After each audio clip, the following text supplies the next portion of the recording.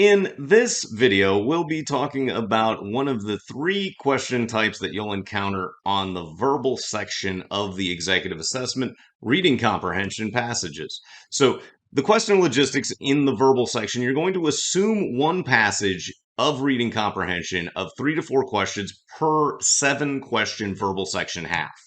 You're going to have to plan to allocate a minimum of 5 minutes per passage in the verbal section to properly address those 3 to 4 questions. And you do have to recognize that this is possibly content and strategies that can be applicable to the integrated reasoning, multi-source reasoning, and two-part analysis questions potentially. So some of the things that we'll be talking about in our reading comprehension lessons could be applicable in the integrated reasoning as well. Now, strategically, we know that you want to assume about 2 minutes per question, so just a hair under the 210 average in the verbal section, but assume about 3 minutes per question for multi-source reasoning in the integrated reasoning or two-part analysis reading comprehension style questions in the IR. And you do have to allow up to a maximum of 4 minutes to complete the full read of the passage up front in the first question if you determine that that will be the best strategy for the passage. And flexibility in approaches when it comes to an upfront read is going to be very important for the reading comprehension passages. So you want to take notes as you go through the questions so that you can allow the effort that you put forth to work through one problem to assist with future problems in those 3 to 4 questions that you can expect for a standard verbal section reading comprehension passage set, as well as with the multi-source reasoning. You'll remember that we want to take notes on the tabs there. So this is very similar. And this is the last type of question that you'll want to proactively skip if you're behind pace in the verbal section. The reading comprehension questions tend to build on each other in terms of your own just understanding. So it's really easy to end up missing 2, 3, or even 4 questions in a row if you just don't understand a passage. So you really have to engage with these, and you'll sacrifice other question types if necessary. Similarly, on the integrated reasoning, remember if you encounter reading comprehension as part of your multi-source reasoning set, you don't want to skip that either because they build on each other. But if you find yourself encountering reading comprehension as a two-part analysis question and on the integrated reasoning, you might decide that it's a good idea to guess and move on from that question type because it's self-contained within a single slide within the integrated reasoning. But on the verbal section, reading comprehension is definitely the last type of question that you're going to want to skip if you're behind in your pacing. So we have a static reading comprehension passage here on the left, and there are going to be rotating question tasks for 3 or 4 questions, and you want to assume that you're going to see one of these in each half. So just kind of expect that it's going to show up. So you'll want to read the passage's first question to identify the subject as either being broad or specific to determine how much upfront reading may be needed. And longer passages, or those with a broad subject first question, are more likely to benefit from an upfront read and a passage map of notes. Whereas shorter passages, or those with a first question that references a specific term or location to reference, those questions and those passages may be better served by targeted reading and not reading the entire passage in full. It is very much the case with integrated or with the executive assessment that the reading comprehension passages, one of them will require a upfront read and the other may be better served by a targeted read, especially from a pacing standpoint. So flexibility in your approach can be really rewarded here. But if you're the kind of person who just struggles to understand the thing holistically, if you don't read the entire passage, you will just have to allocate that time because as we've established, these passages are basically half of an entire half. So they're just too important to skip and move on from. Now, do always read at least one sentence above and below any term or location reference for context before you determine that you've got enough information to answer any specific question. One of the common tactics of the exam is to ask you about one sentence and then provide the answer a little bit above or a little bit below that reference that they gave you. So don't fall into the trap of reading too little. Open that window of reading a little bit so that you're making sure you're getting all of the contextual information that's necessary to address whatever the task is for the individual question. So If you have a broad subject, you could have something like the primary purpose of the passage is to blank. So we've got five answer choices here, and we have to determine which best articulates what the reasoning is of this passage. And when you've got something that involves primary purpose, it's not really asking what does it say. It's asking you why did it say it. So you can consider it with like a little thought exercise here. So if I were to ask, what are you doing right now? You might respond, I'm watching a video. And I can attest to that, even though we're not speaking live. But if I were to ask, why are you watching this video? You're not going to just say watching a video. You're going to instead say, well, I'm watching it to improve my skills on the reading comprehension questions within the executive assessment. So make sure that you differentiate between purpose and task, because what does it say is different than what its purpose is. So let's talk about passage mapping, because if you have that as your first question, asking why is the overall passage here, you're going to have to engage with the passage in its entirety. So you'll want to read a paragraph or approximately 10 lines of text and then stop to consider what you read. You'll then take a brief note capturing the main subject and action of that paragraph or approximately 10 lines that you just read, summarizing the main point. You want to maintain that main subject and or action from note to note as you complete your read and note-taking of the entire passage to create an overall narrative for the passage as well.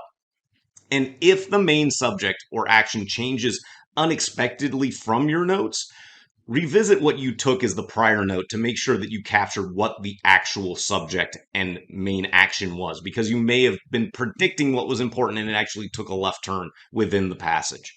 So consider an overall summary at the end of your passage map as a de facto prediction for a primary purpose or main idea question as well. And remember, you can take handwritten notes on your scratch pad in person or on your whiteboard at home. But also these questions, if you are comfortable with the digital notepad that they give you with the online assessment, might benefit from typing if you're a faster typist than you are a handwriter. So just something to think about as you're taking your notes, because you will have to engage with these passages and take notes. So let's consider a sample passage map. So we'll read the beginning of this top paragraph. The public health and economic efficiency approaches to choosing a role for government often reach opposite conclusions. From the public health perspective, the potential for illness or injury is sufficient to justify government action. Large numbers of deaths or illnesses are more compelling reasons for government action. The dollar value of benefits and costs derived from government programs does not necessarily enter the public health decision calculus. Then we've got the transition of alternatively. So this indicates a possible opportunity to think about what we just read. So we learn that there are two roles or two approaches to choosing government roles when we're dealing with public health. We've got public health and economic efficiency approaches. And we could shorthand those as PH and E and just say they've got opposite conclusions, because PH does not require the dollar cost benefit analysis. Really, it's focused on the illness and injury aspect. Now, after this point, at the alternatively, we're going to learn about the EE approach. We can kind of figure that out. So alternatively, economic efficiency demands that proposed government programs clear two hurdles. First, there must be an efficiency problem for government to solve. Second, a corrective program must be worth the cost. So now we've got the EE approach requirements for determining whether the government should have a role in public health responses. So the EE government programs will require that the solving of the efficiency problem is worth the cost. So there's got to be something that the government can do to solve in terms of efficiency, and whatever the correction is worth that outlay of cost. So we've got the summary of the first paragraph now. So then we've got to maintain those subjects of the public health and economic efficiency approaches, because that's clearly what we were talking about. So let's continue with the second paragraph. So far, economists have not reached a consensus on whether obesity raises economic efficiency problems. If obesity results from informed individuals willingly making diet and lifestyle choices, there's no way to argue for inefficiency. It must be concluded that many are willing to accept extra weight because the cost of diet and exercise is too high. And again, we see a transition of on the other hand. So this would be a good point in the paragraph because it's a little bit longer than 10 lines to split our notes. So we could take down a note at this point about the EE approach that economists say there's no consensus on obesity raising EE problems if obesity is a choice. Because if obesity is a choice, then their economic efficiency is that they're making the choice that it's too much of a cost for the individual to exercise and diet compared to just being obese. So that's our first note for this second paragraph. On the other hand, arguments for intervention could be mounted on the basis of imperfect information about the relationship between diet and health. Nevertheless, many in the public health community have proposed interventions, and taxing snack foods has been advocated frequently. But without a clear statement of the efficiency problem caused by being overweight and obesity, we cannot say whether such taxes might increase or decrease economic efficiency, i.e., whether benefits exceed costs. So again, we're just focusing on this same issue of economic efficiency, now streamlined into the one issue of obesity, and that's our final note. EE's government intervention argument for obesity can be made, but without clear facts, we can't determine whether that's going to actually meet those requirements of an economic efficiency approach to choosing government's role in public health with the particular issue of obesity as an exemplar. So then, since we know that our question that we were addressing is about the primary purpose of the passage, we can just summarize the whole passage in short for ourselves as a main idea prediction for that primary purpose. And it's to evaluate the public health and economic efficiency approaches for obesity within the context of public health and government roles overall. So we'll keep the question and the prediction on the board as we introduce our 5 answer choices. So comparing to that prediction of evaluating the public health and economic efficiency approaches and needs to fighting obesity, choice A, advocate for a change in public health policy. Well, there is no advocacy within the passage as it pertains to the author. The author is actually really even-handed and says, well, we haven't actually been able to determine with it in regards to economic efficiency if the government role is validated. So we can eliminate choice A because it goes too far. There's no change that's being advocated for. Now, justify governmental action with economic evidence.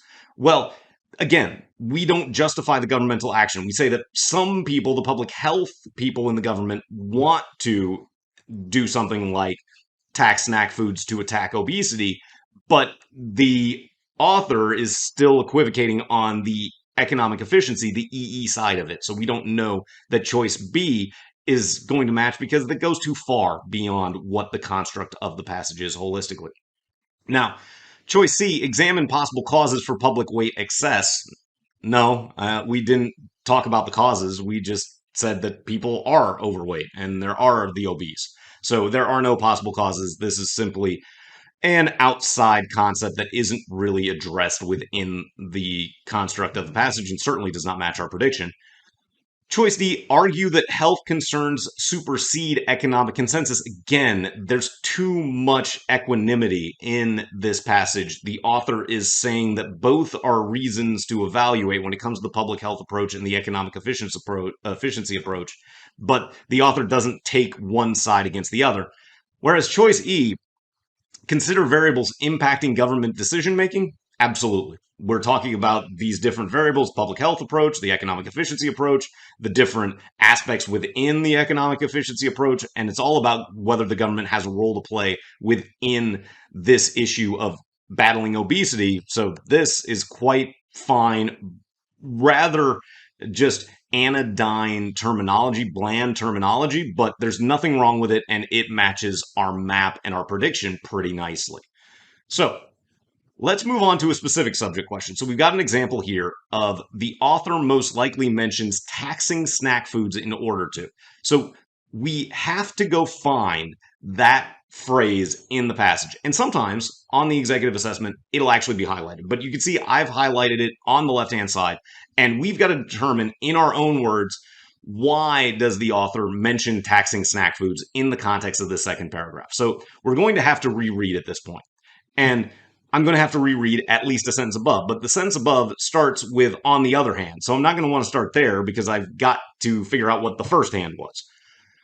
So let's read from where it's highlighted if obesity results through the end of the paragraph and then come up with our own prediction of why the author mentions taxing snack foods. So if obesity results from informed individuals willingly making diet and lifestyle choices, there's no way to argue for inefficiency. It must be concluded that many are willing to accept extra weight because the cost of diet and exercise is too high.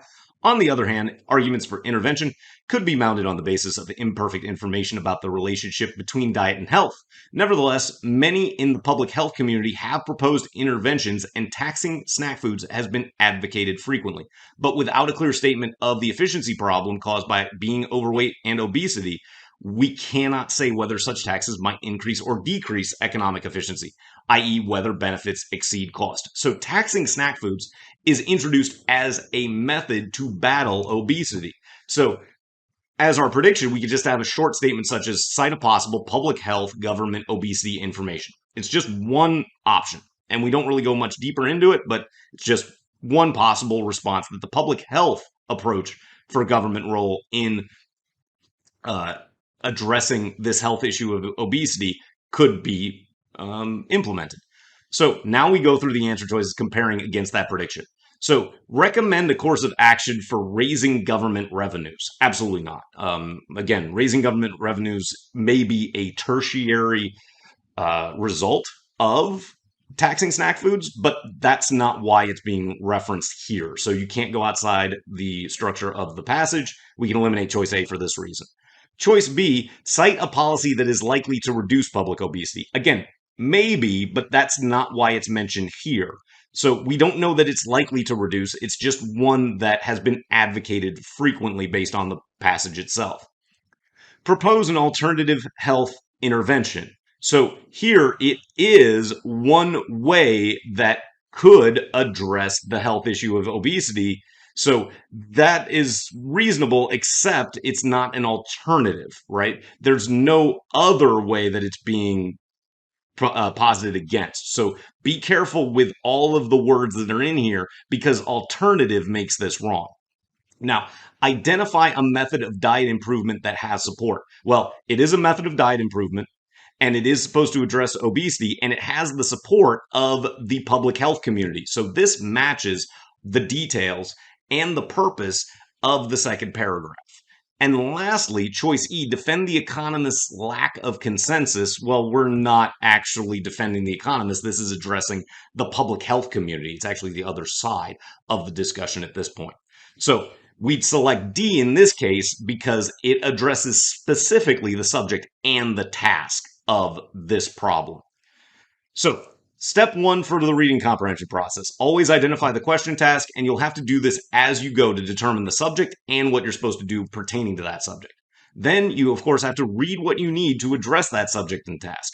If it's a broad subject and possibly the first question, regardless of subject, you will consider at least a full upfront read and notes. However, if it's a specific subject and or not the first question, so if it's the first question and a specific subject, you might just go straight to targeted reading. But if it's not the first question, you're definitely doing targeted reading. Now, as far as prediction goes, predict broadly what the answer should do to address the task. In our upcoming lessons on reading comprehension, we'll talk more about how specific your predictions need to be, but you want to be an engaged reader as it pertains to these passages. They're going to be on topics that you're not necessarily familiar with nor interested in when it comes to the executive assessment. So you have to at least force yourself to engage proactively as opposed to just trying to term match answer choices against the passage. That's a surefire way to miss things that you should be able to get if you're being a little bit more proactively engaged with prediction, with passage mapping, and making sure that you're synthesizing the information from the passage as opposed to just looking at it. And then, of course, process of elimination.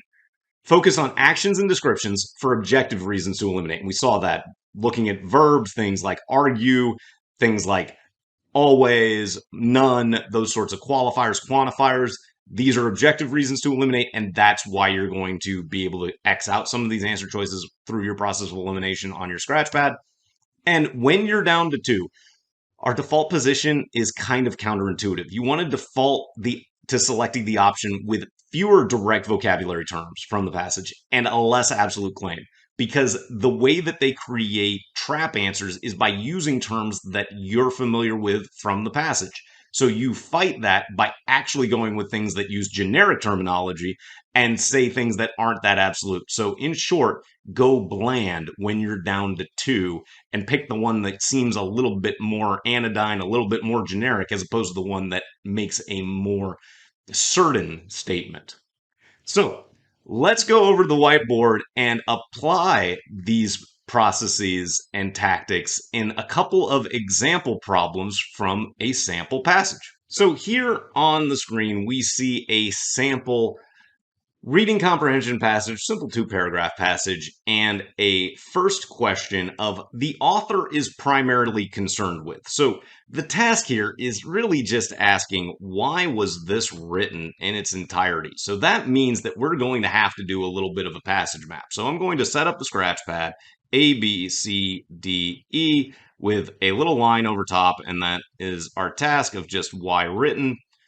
But we're going to have to do a passage map of notes. So we'll try to summarize this in one paragraph as a little bullet, and then the second paragraph, and then a prediction. But if we need to split it, we will. So we're just going to have paragraph 1 as the first bullet before we start reading. Possibly the most critical factor in the Hubble Space Telescope's tremendous success has to do with the manner in which it is operated.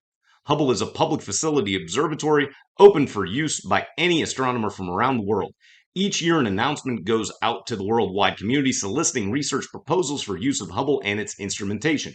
That instrumentation is a complementary set of cameras, spectrographs, and other more specialized devices, such as stellar coronagraphs and interferometers. It is extremely versatile and covers a wide range of performance characteristics such as sensitivity, resolution, and wavelength coverage. Taken together, the Hubble instruments provide essentially a complete toolbox for astronomers to utilize in attacking almost any problem in modern optical astronomy. So it's all going in the same direction. There's no transitions, as we saw with the prior passage about the economic efficiency and public health approaches to government intervention in health issues in the earlier part of this video. So here I could just say we've got details on the HST for Hubble Space Telescope, reasons for success. And we've just got all those reasons. I don't care about the reasons right now, but this is where the reasons are if I need to go into them later on. So we'll just have paragraph 2 here for the next paragraph. So Hubble observations have yielded major advances in virtually every area of astronomy and astrophysics. The mechanism by which this is achieved is the open proposal solicitation, peer review, and a selection process that brings into the Hubble research program observers from the entire international astronomical community. The demand for Hubble observing time is huge. In a typical proposal cycle, approximately 5 or 6 times as much observing time is requested as is available. Many extremely worthy research proposals are rejected each cycle simply because there is not nearly enough time on the telescope to go around. Only the very best scientific ideas put forward by the community find their way onto Hubble's observing schedule. Okay, so we've got the reasons for the HST success, and we know that HST supply from paragraph 2 is less than the HST demand. We've got so many scientists trying to get onto this schedule. So that's pretty much it. And as a prediction for the main idea, we can just say something to the effect of HST details and demand. So we just need to find something that makes sense from the answer choices based on what we've written down. So choice A, publicizing an exploratory resource. So this one, honestly, I might use, if we think back to our process of elimination markings, for choice A, I might use a little squiggle, because it's like, okay, it is an exploratory resource, but I'm not in love with it enough to say that it matches, details and demand, right? It was the demand part that's kind of missing here. Now, marketing the Hubble Space Telescope. Well, again, maybe, but not in love with it. Explaining the utility and uses of a tool. Well, that seems pretty darn well written as far as the answer choices go. That matches our details and demand. Identifying valid space research. Well, that's going to be extreme. We don't know what valid space research is based solely on this passage here. And rejecting galactic research proposals. Well, we know that some do get rejected, but that's not the issue. And another way that you can eliminate choices A and B is they're too similar, because publicizing and marketing are very much similar activities. And if you've got two answer choices in reading comprehension that mean the same thing broadly, they're both going to be wrong. So that's another way you can eliminate before you select choice C in this instance. So let's go ahead and scroll down. We've got the same passage, and we're just going to consider this next question about a specific detail. So we're going to still set up the exact same scratchpad setup. So we've got A, B, C, D, E, and we're going to read the question first. So according to the passage, which of the following is a consideration in selecting a project to use the HST? And I'm just using the abbreviation at this point because it means enough to me for the next couple of minutes as I work through the rest of the passage, and it expedites my process. So we're just going to have as our question task, what is considered in HST project selection. So we remember from our passage mapping exercise that the project selection was discussed in paragraph 2. So I don't really need to look at anything in paragraph 1.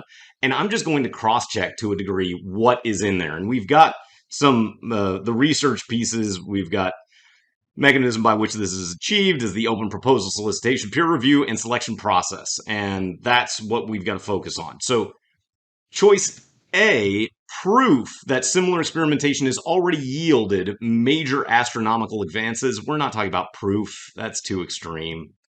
We do know that they want the very best scientific ideas, but proof is too far of a statement based solely on the information provided in the passage, literally.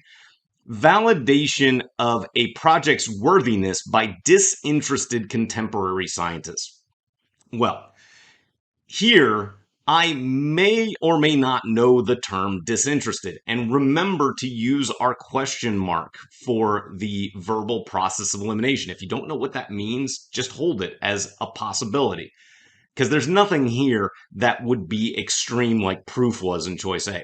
Then governmental sponsorship, identifying a specific public need to be addressed. Well, if we look in there, there's nothing about governmental sponsorship in that paragraph. So that is outside information because we don't know that government sponsorship has anything to do with the Hubble's project selection based solely on the second paragraph. Now, affirmation of plans to use a limited amount of the telescope's researches.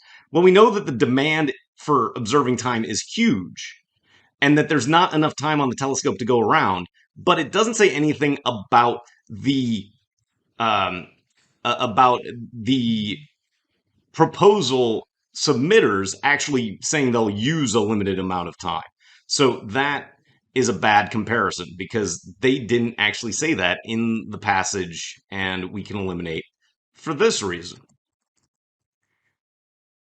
And then choice E, project rejection in a prior Hubble Space Telescope proposal cycle. So what that's saying is that you can't get it done on the first attempt. And that's not in there at all. Again, that's an extreme statement. We didn't say that they had to have rejection.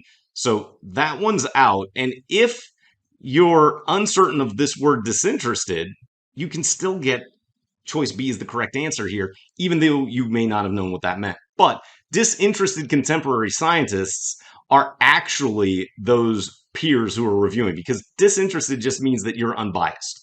And peer review from the entire international astronomical community would definitely be contemporary scientists who don't have a bias. So that's our broad approach for reading comprehension In the verbal section, this is applicable in many ways to our two-part analysis and sometimes our multi-source reasoning on integrated reasoning as well. But go ahead and attempt some reading comprehension passages in the verbal section to improve your primary reading comprehension skills as you get ready for your executive assessment.